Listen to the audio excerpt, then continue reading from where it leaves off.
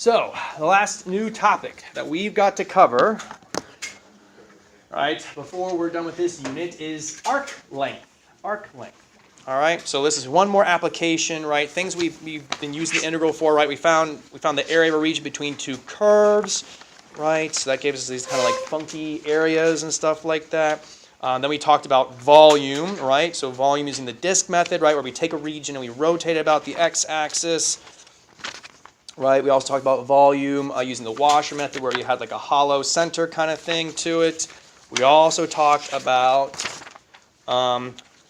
these kind of crazy things, volumes of solids with known cross sections, which are like even harder to kind of like visualize maybe.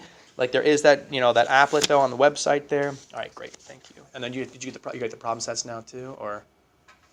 I think some people give me problems. Okay, so if you didn't give the problem sets yet to Julia, now she's going to come around and get those, and then otherwise I'll go through those and make sure I get the problem sets too. So make sure you get the problem sets out as well. Okay. So anyway, we talked about the volume of solids with known cross sections, created those weird shapes, harder to visualize, but again, there's like those there's the applet on the website, and I can show you that too. Mr. Goff, I think, showed some of you guys something on GeoGebra, I guess, but there's ones that connect directly to these two, and I can show you those as well. All right, and we did some free response practice, and then finally, our final application here, I guess I'll say, will be arc length. So we went from area to volume to now lengths of sides, or what we're going to eventually use to find perimeter. So, okay, taking some of those geometry concepts, bringing it into calculus to help us out. So anyway, definite integrals are used to find the arc lengths of curves and the areas of surfaces of revolution. So in other words, you can find the surface area of an object, okay? And like it can lead to some very interesting things. Like I think later I might be able to point out a situation like there's like a mathematical object where you could fill it with paint, but you wouldn't be able to paint it. Like the idea is that its volume is finite, but its surface area is infinite.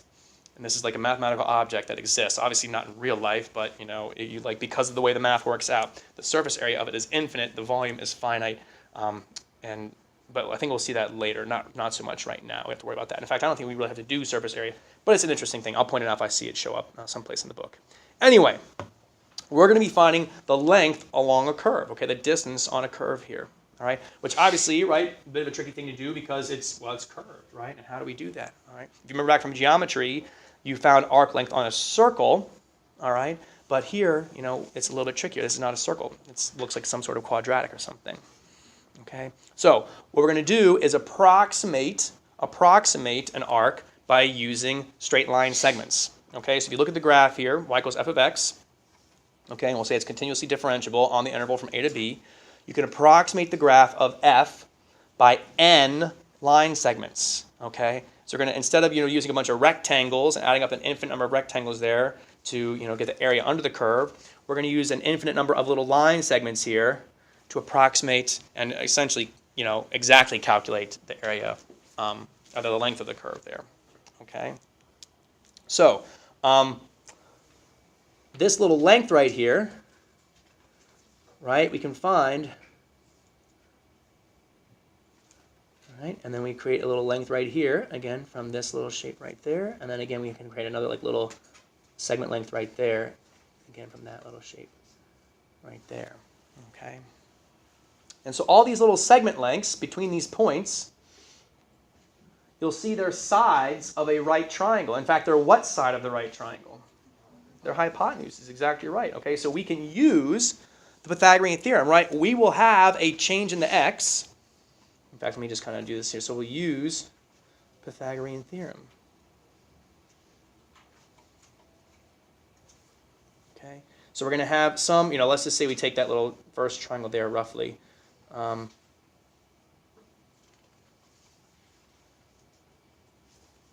We're going to have some change in x, and that'll be the one leg. And then we'll have another change in y, and that'll be the other leg. And then we're going to have this distance, we're going to call it h. Okay? And so the relationship here is going to be h squared equals delta x squared plus delta y squared, right? Of course, for our purposes, though, we're not interested in h squared. We just want the length, h. And so we'll rewrite this just as h equals the square root of the quantity delta x squared plus delta y squared, like that. Okay, like that. Okay,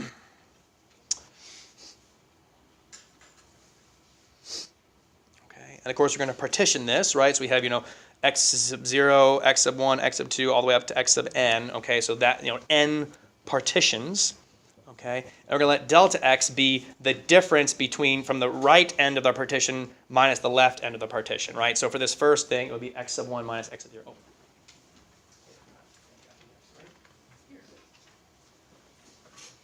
Okay, and we just got into the notes here, so you're not too far behind, all right? And then delta y will be, again, the same thing. We'll subtract the y values to find that distance. And so then we can approximate the length of the graph by this sum that we've seen before, right? So I equals 1 to n of the square root of delta x squared plus delta y squared. Okay, we're going to add up all of these little intervals that we've got there, or the square root of those little intervals. Okay. And of course, for the greatest accuracy, we want the number of those partitions to approach infinity, right? The more partitions we have, the greater the accuracy, so we're just going to approach infinity.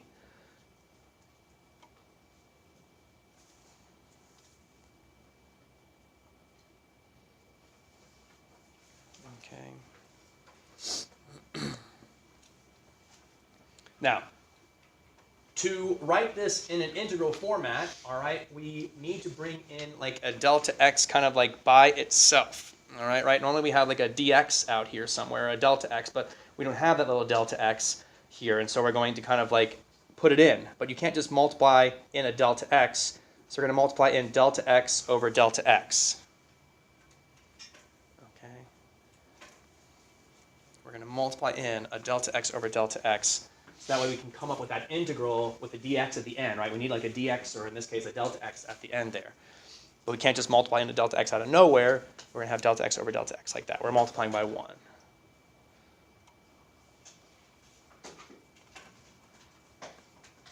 Okay. And then we'll use this to then kind of, rewrite it a little bit here.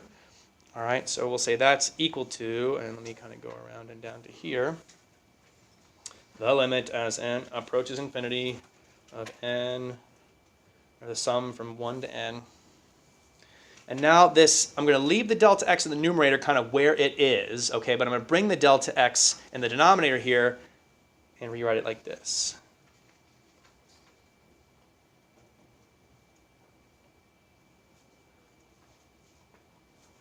Okay.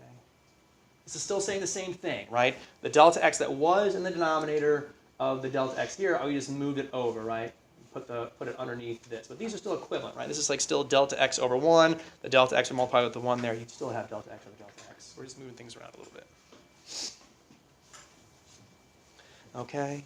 And then we're now going to bring that delta x inside the square root. And why do we want to bring it inside the square root? Well, we have some delta x's in the square root there, so maybe we can simplify it some.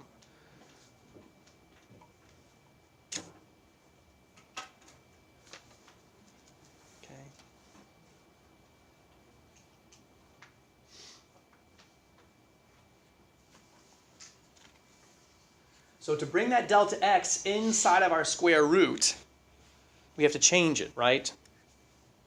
So for example here, if we have, let me just go back to something here real quick. Let me think about this. How do I want to do this? How about if we have like the square root of, 20? Let's just go back in time a little bit here to simplify square roots, right? If I have the square root of 20, we simplify that. Way back when, we simplify it by saying, okay, square root of 20, that's the same thing as the square root of 4 times square root of 5, or square root of 4 times 5, right?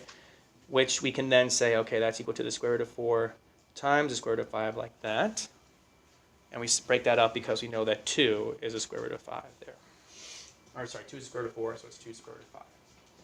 Okay, 5, you can't take the square root of that. There's no more perfect square roots to pull out, so that's the answer, right? And so while we normally go through this like in a forwards way, right, we try and pull out perfect squares and simplify it down so we can, pull perfect squares out. We can also go in reverse, though, and say, okay, well, what if I wanted to bring that 2, back in with the root 5? Well, I wouldn't do 2 times 5, right? I would need to rewrite the 2 as the square root of 4, which is square root of 2 squared, and then the 4 and the 5 can multiply back together to give me the 20. So same idea here. This delta x, which is outside the square root, to bring it in, I need to make that delta x squared, like that. Okay, right? If it's delta x outside the square root, then bringing it in the square root will make it delta x squared. Okay, and I still have the delta x here at the end as well, outside that square root.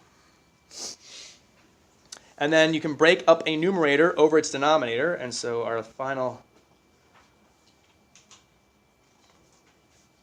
simplification here will be delta x squared over delta x squared plus delta y squared over delta x squared.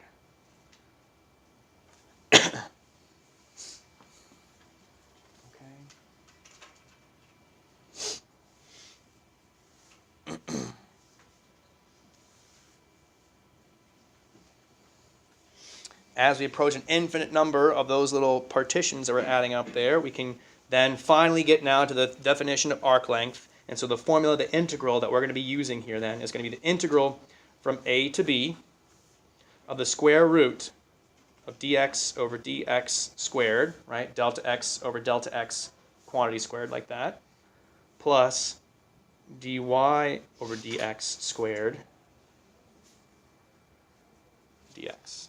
Okay, so the delta x squared over the delta x squared, dx over dx, quantity squared. The delta y squared over the delta x squared, dy over dx, quantity squared, delta x dx. Okay. That dx over dx, I can simplify though. What is dx divided by dx? What's it going to be? Just 1, right? And so we could finally rewrite this once more as the square root of 1 plus dy over dx quantity squared dx. Okay, dy dx, that is the derivative of y with respect to x, right? So when we want to find the length of an arc of a function, okay, so let the function given by y equals f of x represent a smooth curve on the interval from a to b. The arc length of f between a and b is, so this formula or this formula, whatever formulation you want to use there, okay? But that dy dx that we're talking about is the derivative of the function whose length we're trying to find from a to b. Okay, it's the derivative of that function. All right. We write it this way because later on we're also going to be finding arc length for parametric and polar curves as well. And it's helpful to actually have it understood in this format, okay, to understand it from this format than it is from here. Or at least to understand that these two things, you know, we get this formula really from this, okay? But really this is a better way to kind of remember it.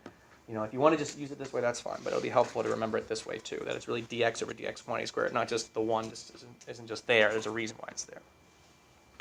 Okay? All right, questions on any of that before we move on to actual problem now, all right? Enough theory, let's do some actual problems, right? Okay. So we want to find the arc length of the graph of y equals 4x to the 3 halves plus 1 from 1 to 3.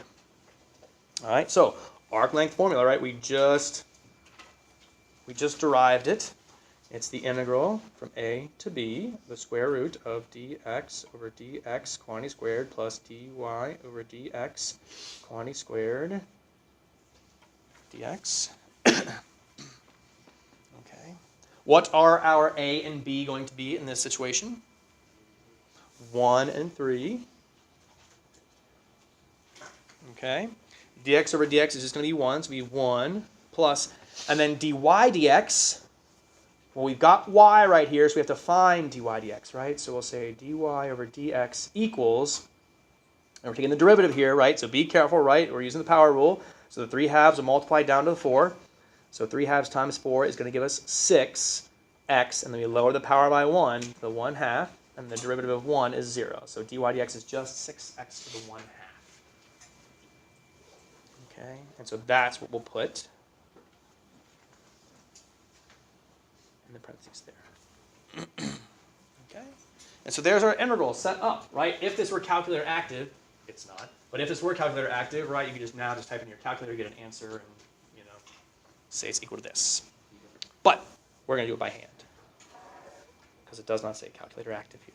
All right, so we'll say the integral from 1 to 3 the square root of 1 plus.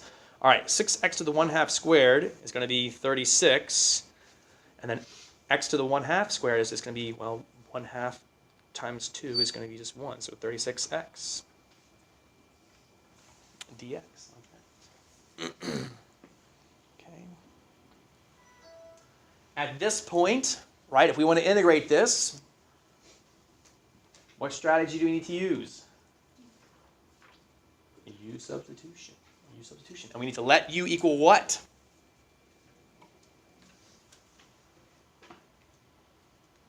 What should u equal here? 1 plus 36x. That sounds like a good candidate to me. Remember, you want your u to normally be inside of something here, all right? And so again, here is where I might differ a little bit from Mr. Goff, and just in the way that we kind of do this substitution and stuff like that. So again, we let u equal 1 plus 36x. That means we get du is 36 dx. Okay, and then he has you guys like put a 1 over 36 in front here or something like that, and then the times 36 dx or something. I don't know. Here's the way I kind of look at it, okay, is that I'm going to leave my u's here and just, okay, square root of u. What I see here is that, okay, I'm going to have the square root of u, and then I need to substitute in here for the dx, all right? I don't have du equals dx here, so I can't just do a straight up substitution. If I want to substitute in for dx, I'm going to solve this for dx and make it 1/36 du equals dx, like this. So I move the 36 over, like a little equation here. I solve this equation for the dx, okay? And then because I see, aha, according to my little equation here, dx is 1/36 du, I'm going to substitute in place of the dx, I'm going to substitute in 1/36 du. You're going to get the same thing. I'll put the 1/36 there and the du there. Okay, because it's all one big product. Right, so you get the same thing doing your method versus the way I do it. It's just a subtle difference. That's all there is to it. Okay, no big deal. I'm also going to go ahead and change our limits of integration to be in terms of u. I normally like to do that. So we'll plug the 1 in here. So it's going to be 36 times 1 is 36, plus 1 is 37. And then 3 times 36 is going to be 108, plus 1 is 109. Okay. And of course, I wrote this in a not very helpful way, so maybe I'll do one more rewrite here and say u to the 1/2. Okay, right? It's not very helpful for us to write the square root of u as u to the 1/2. It's a better way to write that when we do our integration. All right. So we raise our power by 1 now because we're integrating, so it becomes u to the 3/2, and then times 2/3 in front like that, and then we'll evaluate that from 37 to 109. Okay, and I can simplify the 36 and the 2 there. That becomes 1 and 18, and then 3 times 18 is 54. So 1/54th times 109 to the 3/2 minus 37 to the 3/2. Okay, and so we can, if it's a free response question, we can stop there. Right. Those don't really simplify very nicely, so there's not really much more we would want to be able to do there anyway. Approximately as a decimal, if we use our calculators, it's about 16.906. Okay. Of course, if we had our calculators while we go through all that work in the first place, we would just integrate from right there, right? But anyway. Okay, questions on any of that? So again, really for you guys, right, the crazy part is just the beginning setup. That's all there is. That's only different stuff. At this point, then, it's just using your normal integration rules that you've been using, right? So nothing too crazy there. Nothing too crazy. All right, so let's try another one here. Arc length. All right, so find the length of the curve given by f of t equals natural log of the absolute value of cosine t plus 3 from t equals 0 to t equals pi by 4. So why don't you guys go ahead and try and just set it up, right? Get the setup there. Okay, so go ahead, take like a minute, and just get it set up. If you feel like once you got it set up, if you want to go ahead and then tackle the rest of it, feel free. Okay, but go ahead, at least get it set up there. Okay.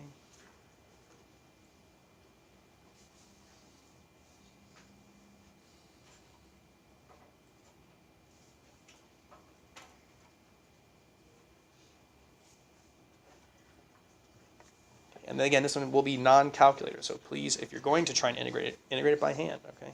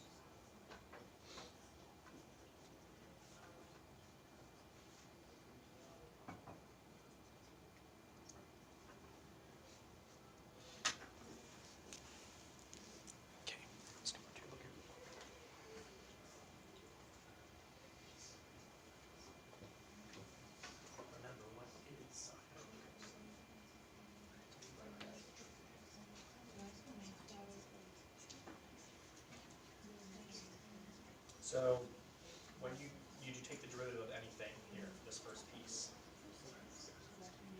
it should be 1 over that and then times the derivative of what's inside that.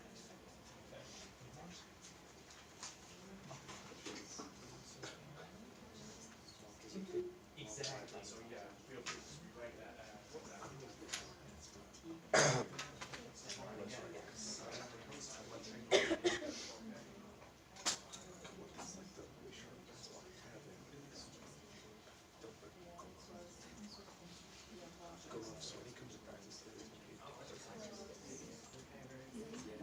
okay, so good. But again, what is kind of what It kind of went off on me and told me, he told me to do something, but I forgot what he told me to do.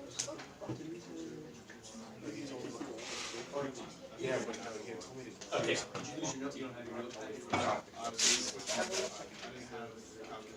Oh my gosh, I'm so sorry. Let me get you a copy of the notes then. Jeez, Mr. Wiz, you know, right on. Poor guy, I'm so sorry. That sucks. I will have to make another copy of the notes because I don't.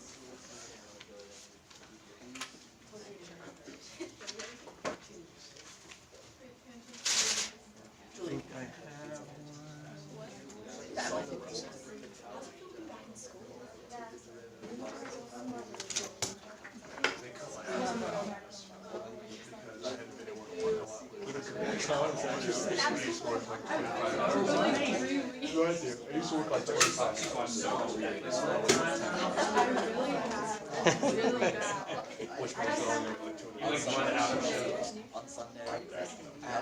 We're on like the next class page or something like that. Okay. Sorry about that. Let's get to here. All right. We do have other things we've got to cover. Whew. All right.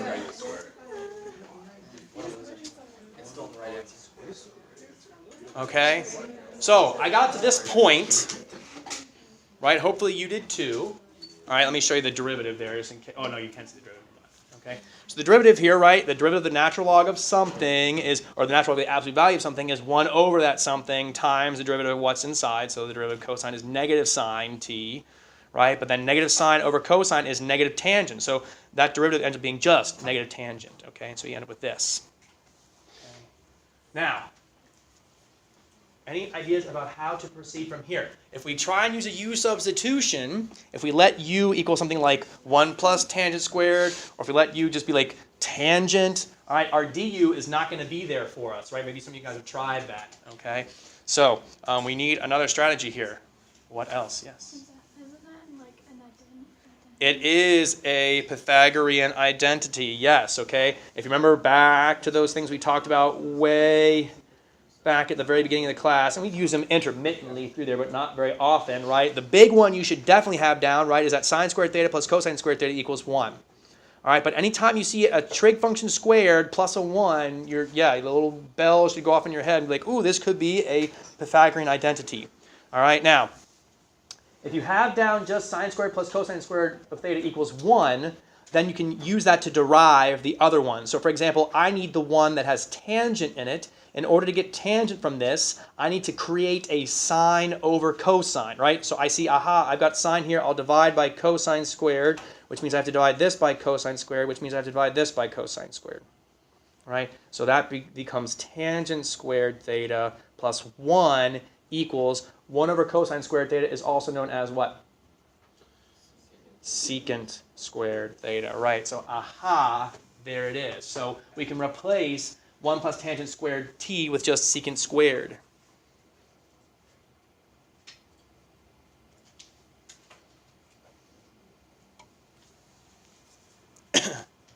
Okay, and then square rooting a square, it becomes just secant here for us. Oops, I somewhere lost the pi over 4. There we go. It should be 0 to pi over 4 there, not 0 to pi. Okay, dt.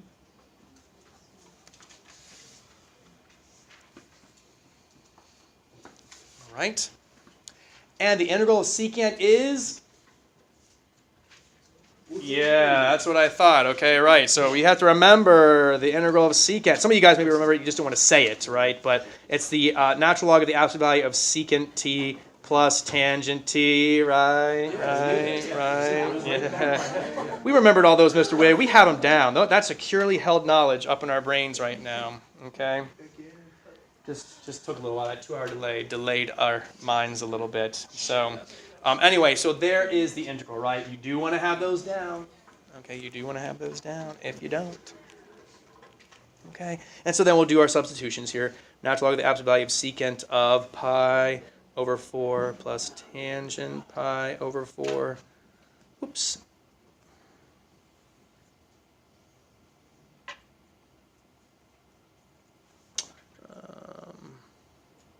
And then minus natural log of the absolute value of secant of 0 minus tangent of 0.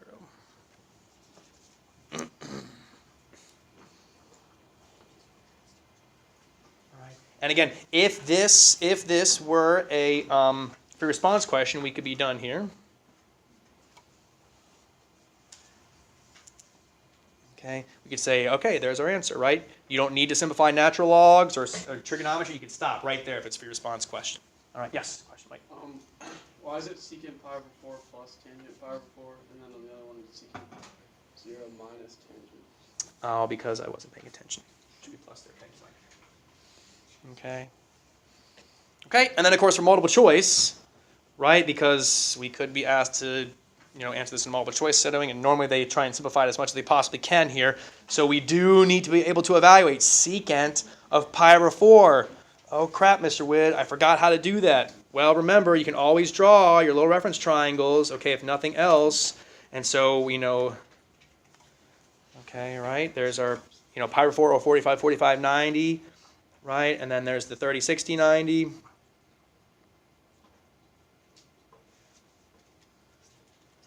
Okay. So to do secant of pi over 4, secant, remember, is 1 over cosine. So if cosine of pi over 4 is 1 over root 2, then the reciprocal, which will be secant, is root 2 over 1. Okay, and so this is literally just root 2. Okay. Plus, and then tangent of pi over 4, tangent is opposite over adjacent, so 1 over 1, just 1. Okay, minus the natural log of the absolute value, okay.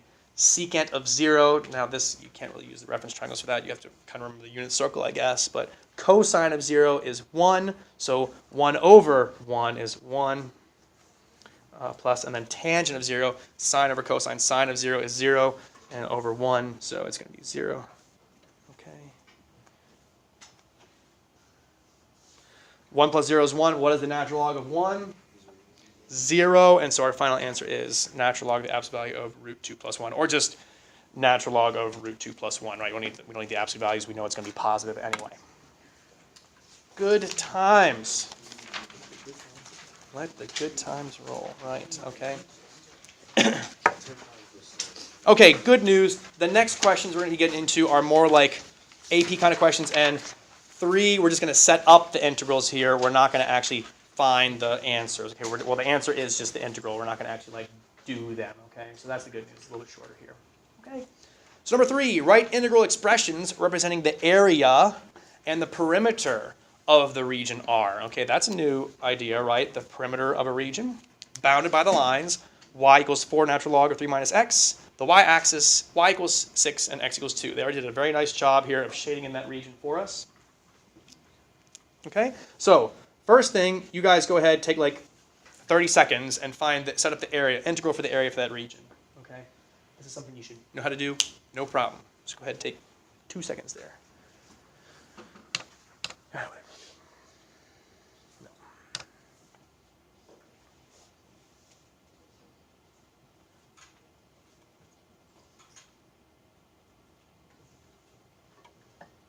This is not new information. This is stuff. This is really reviewed from the very first day of this unit.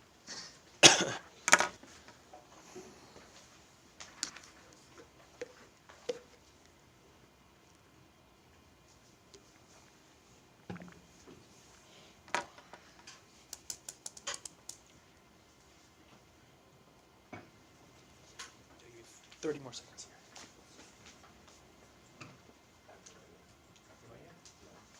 Top curve minus bottom curve. I do that. I blame your first semester teacher. That's a good one. Yes.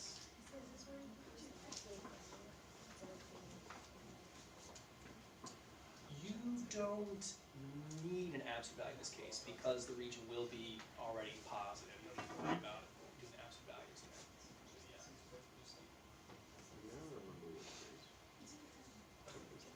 Is that 6? Yes.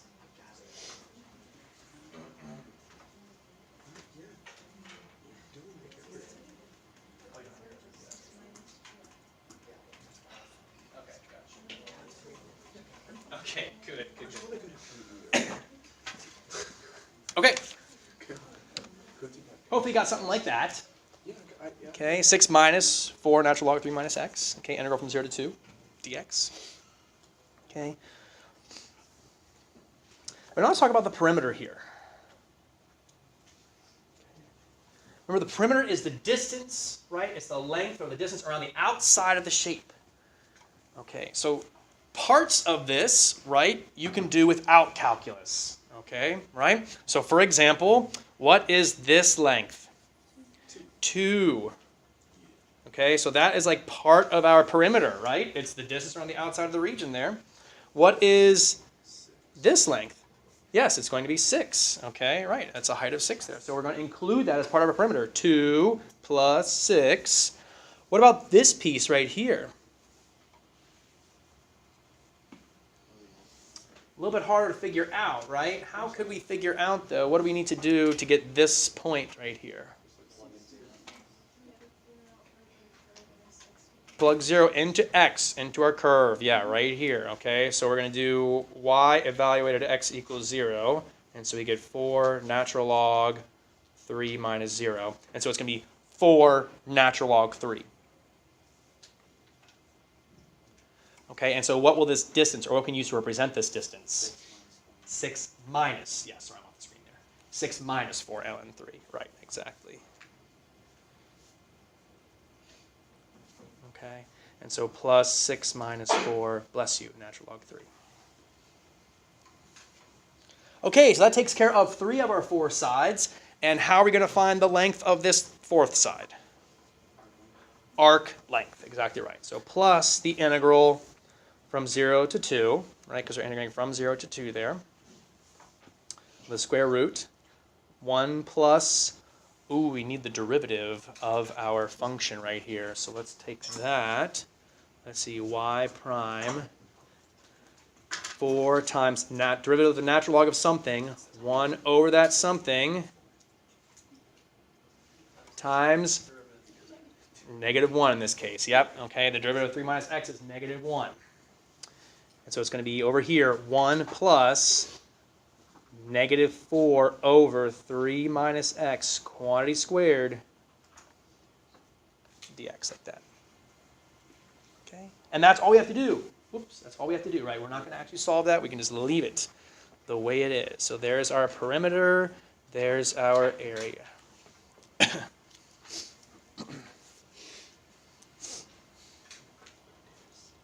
All right. Questions on any of that? Okay, I think we're gonna be okay time-wise here. Yeah, we'll see. Okay, number 4. This is multiple choice. All right. So we got a shaded region. The figure above is bounded by the graphs of y equals x squared minus 1/4 and y equals 1/16 minus x to the 4th for -1/2 less than or equal to x less than or equal to 1/2. Which of the following expressions gives the perimeter of the region? So go ahead. Why don't you guys give this one a try? Okay, A, B, C, or D? Figure it out. Okay. Mario says C. Mario says always pick C. All right. Well, we'll see. We'll see if it's right. Okay. We'll see. Make sure that you can justify why you think it is C if you really do think so.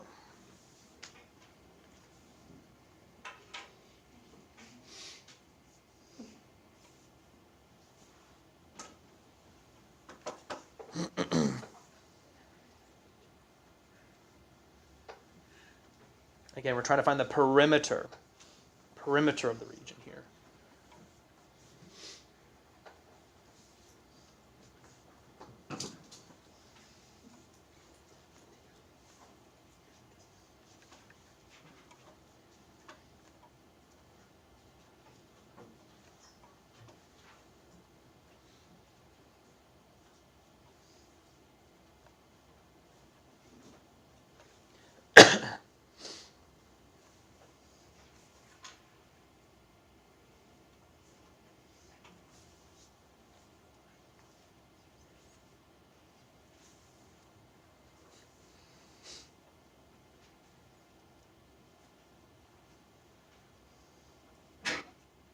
Bless you.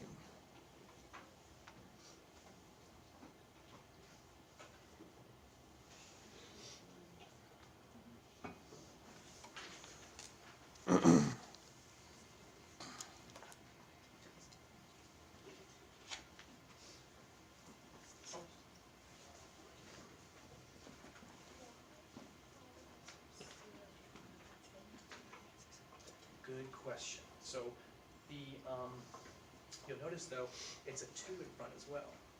Yeah. So what are they doing? Wait, what's the say? They're symmetric. And so instead of, so you could do from this to this, right? But equivalently using symmetry, you could also do that. Okay. So they added that like one little like extra twist to it there, right? Just to throw you off a little bit more. That's the idea.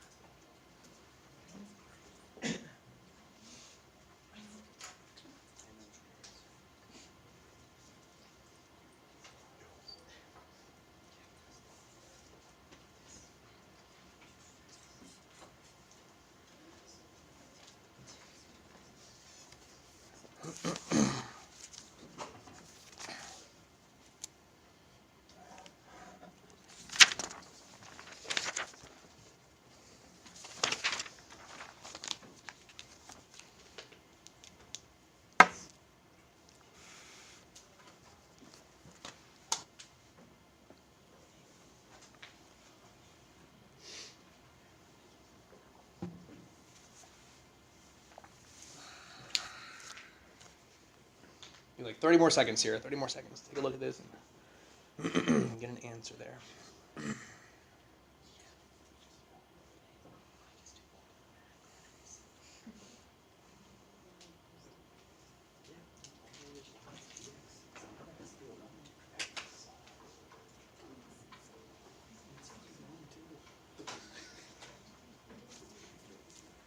Okay. So, if you go and set this up using our method that we've been using for the past couple of problems, you're going to probably end up with something that looks like this. All right, once you simplified it. But then when you go to check that answer versus what the multiple choice says, none of them match exactly.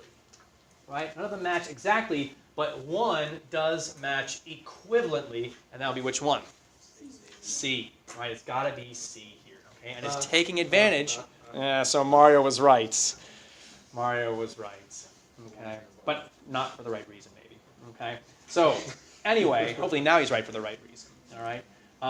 But yeah, so we're taking advantage of symmetry here, right? Because the curve to the left of 0 and curve to the right of 0 here is the same, we can just double then the integral from 0 to 1/2. Likewise here from 0 to 1/2 as well. These curves are this curve is symmetric about the y-axis, so you can use twice the integral from 0 to 1/2 if you wanted to. Okay. You could just as easily have done twice the integral from -1/2 to 0, or twice the integral from -1/2 to 0 here too, right? You could have just easily done that. You know, both would result in the same quantities. All right. Questions on any of that? So it is C. It is C there. All right. So the last one we're going to look at today together, right, is going to be number 5. All right. Number 6, I do have the answers, and I'll show those to you. But 6 and 7, I'm going to kind of like leave for you to kind of like look at and wrestle with on your own. But again, I'll post the answers. I'll I guess scan it maybe and put it to the Google Classroom, or I'll include it on the video too at the end here. But we're going to hit number 5, and then we'll be done, which should be just about enough time. Hopefully here, yes, we have about 5 minutes. Okay, so good. All right. So example 5, we're given a table. All right, and then we're asked to do something a little bit funky compared to what we've been doing with our arc length stuff. So the table above gives selected values for a differentiable function f and its first derivative. All right, so you can see there's x, various x values, f of x at various values, and then f prime of x at those same x values there. Okay. Using a left Riemann sum with 3 subintervals of equal length, which of the following is an approximation of the length of the graph of f on the interval from 1 to 7, okay, on the interval from 1 to 7.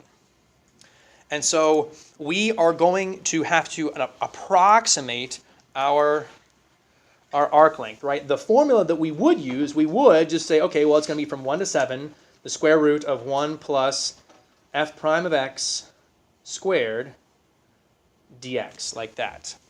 Okay. Remember that dx, that is the width of our subinterval. Okay, the width of our subinterval. And so then we want to just evaluate this from 1 to 7 times then that width of our subinterval here. Okay. Well, if we're going to use 3 subintervals of equal length, and we got to go from 1 to 7, what will the width of each of those subintervals be? 2, right? So all of these dx's are going to be equal to 2. So we're going to have the square root of 1 plus f prime of x squared times 2 plus another square root of 1 plus f prime of x squared times 2 plus another, because we're going to do 3 subintervals here, times 2, like that. Okay. Our first subinterval is going to go from what to what? Yeah, 1 to 3, right? There's our first subinterval right there. And the second will go from 3 to 5, and then the third will go from 5 to 7. Okay, how nice that they gave us evenly spaced out numbers like that, right? Okay.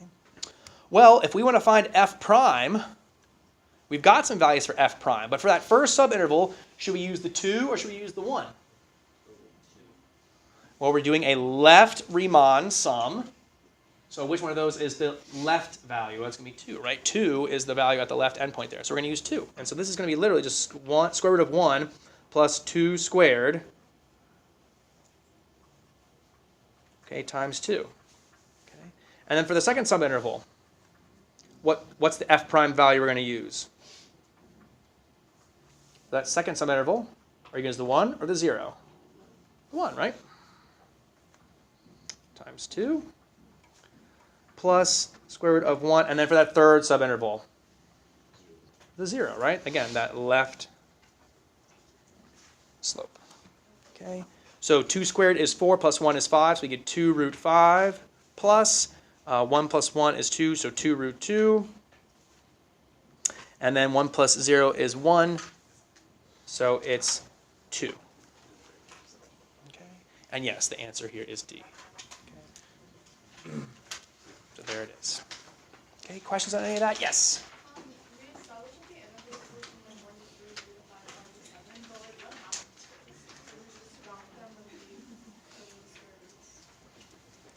Say that one more time, I'm sorry. So we established that we're going, the intervals are from 1 to 3, 3 to 5, and 5 to 7, okay?